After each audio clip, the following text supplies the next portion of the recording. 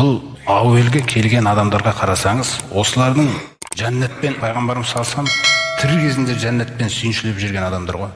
Тірі кезінде жәннетпен сүйіншіленген адамдар. Қараңыз, біріншілер жауап берген кімдер? Осман радиаллаху анхудың өзі, жаңағы мысалы айтайық, қарайтын болсаңыз, 81 жасында қайтыс болды, 12 жылдық халифа қылды мысалы. Үлкен енді еңбектер жасады.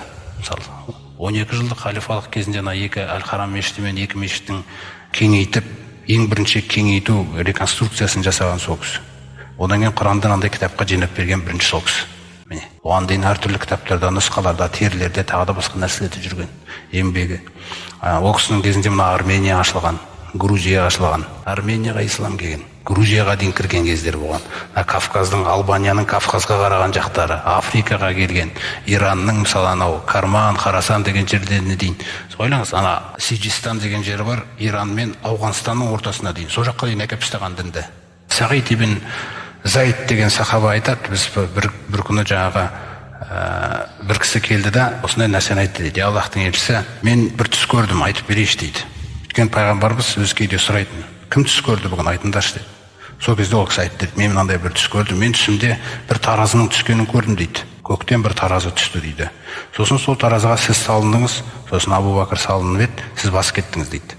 Сосын Абу Бәкір мен Омар салынды дейді. Абу Бәкір мен Омар салынғанда Абу Бәкір басып кетті дейді. Сосын Омар мен Осман салынды, сосын Омар басып кетті да, сосын бір кезде таразы жоқ болып кетті дейді. Сонда пайғамбарымыз көңілі жаңағы өзгеріп кетеді. Не болды деген кезде, Омар деген фитна басталады екен, ана бауырларыңды зұлымдықпен өлтіріп тастайды дейді. Сол Омар айтады, бүйтіп бұрылып қарап қалсақ, Осман өтіп баратыр екен дейді. Сахабалардың буындары мықты, қиыншылықты көрген буынмен кейін бір қиыншылықты көрмеген ат үстінде қосылған буындар келді ғой. Арасында өтірік айтқандары да бар әйтеуір, мал іздеп айтқандар кіргендері де бар. Түрлі әйтеуір, оның Алла тағала ешкімнің жүрегіне кірме дегеннен кейін сахаба ешкімнің жүрегіне кірмеді олар. Таза болғаннан кейін. Бірақ неше түрлі қоқыстар көбейді.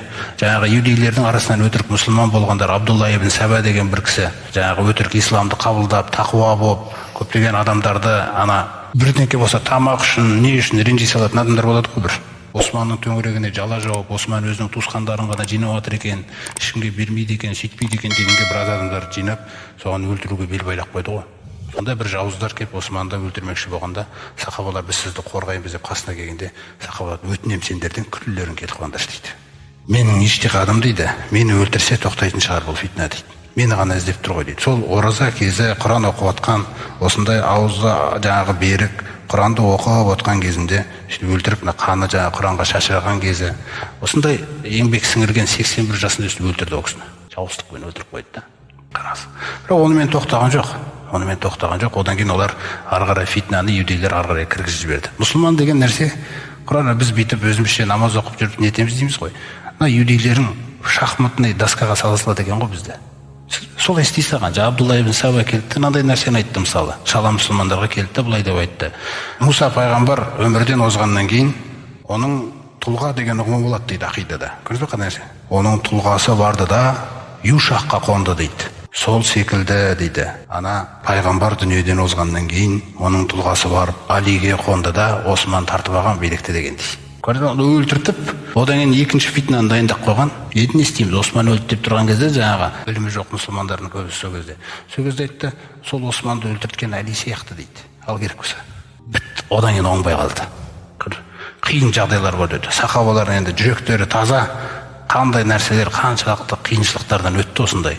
Жаңағыдай бір дұшпандар шахматный доскада пайдаланған кездері болған көптеген нәрселер. Қазірде де оп-оңай. Бүгінгі мұсылмандар тіпті оңай.